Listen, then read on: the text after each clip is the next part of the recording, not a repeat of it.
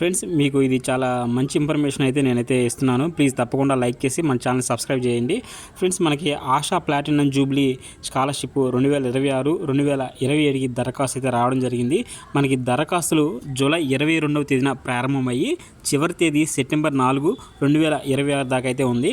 Class వచ్చేసి మనకి 9వ తరగతి నుంచి విదేశీయ చదువులు చదువుతున్న వారందరికీ కూడాను వివిధ కేటగిరీలో 15,000 నుంచి 15 లక్షల వరకు అయితే సహాయం అయితే అందుతుంది. మనకి ఈ స్కాలర్షిప్ వచ్చేసి భారతీయ విద్యార్థులకు మాత్రమే. కుటుంబ వార్షిక ఆదాయం మరియు మార్కుల ప్రకారం వేరు కేటగిరీలు అయితే ఉన్నాయి.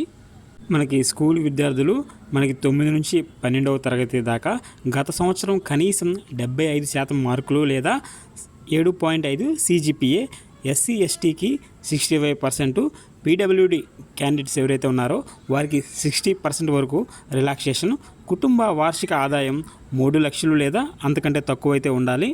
మనకు అలాగే అండర్ గ్రాడ్యుయేషన్స్ ఎవరైతే ఉన్నారో యూజీ స్టూడెంట్స్ వారికి కూడా అయితే వారి ఆదాయం 6 లక్షల వరకు అయితే ఉండాలి. అలాగే మనకి పోస్ట్ గ్రాడ్యుయేషన్స్ ఎవరైతే ఉన్నారో వారు అదే ఇన్స్టిట్యూట్ షరతులు మరియు మార్కులు అలాగే ఆదాయం వచ్చేసి 6 లక్షల వరకు అయితే ఉండాలి.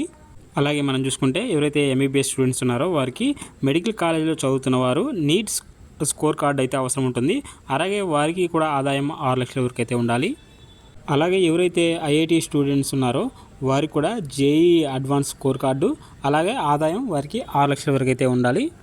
అలాగే మనకి ఓవర్సీస్ స్టూడెంట్స్ ఎవరైతే ఉన్నారో ఎస్సీ ఎస్టీ విద్యార్థులు మాత్రమే మనకి టాప్ 200 యూనివర్సిటీలో పీజీ లేదా అంతకంటే పైన చదివి ఉండాలి. ఆదాయం వచ్చేసి మనకి 6 లక్షల వరకు మనకి ఆఫర్ లెటరు అలాగే మొదలైనటువంటి అవసరమైతే ఉంటాయి ఖచ్చితంగా. అలాగే మనకి డిప్లొమా లేదా సర్టిఫికేట్ కోర్సులు ఈ కేటగిరీలోకి అయితే రావు. 18 ఏళ్ల లోపు ఉన్నవారు పేరెంట్స్ లేదా గార్డియన్ సమ్మతితో దరఖాస్తు చేయాలి. 50% సీట్లు ఆడపిల్లలకి అయితే రిజర్వ్ చేయబడినాయి. మీరు ఒకసారి పిక్స్లో కూడా మీరైతే చూసుకోవచ్చు.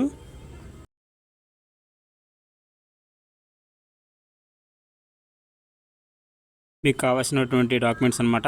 ఇటీవల పాస్పోర్ట్ సైజ్ ఫోటో, ఆధార్ లేదా ఇతర ప్రభుత్వ ఐడి, గత సంవత్సరం సెమిస్టర్ మార్క్ లిస్టు, గ్రాడ్యుయేషన్ మొదలైనవి అయితే కావాల్సి ఉంటుంది. అలాగే మనకి ప్రస్తుతం అడ్మిషన్ ప్రూఫ్, అలాగే స్టూడెంట్ ఐడి, లేటెస్ట్ ఫీజు రసీదు ఇలాంటివి అయితే మీకు అవసరం అవుతుంది. అలాగే మరికొన్ని డాక్యుమెంట్స్ చూద్దాము.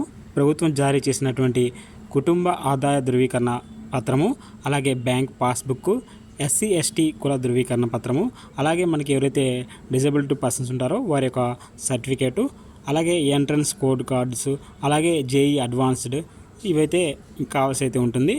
మనకి అప్లికేషన్ లింక్ వచ్చేసి www.sbaasha-scholarship.co.in.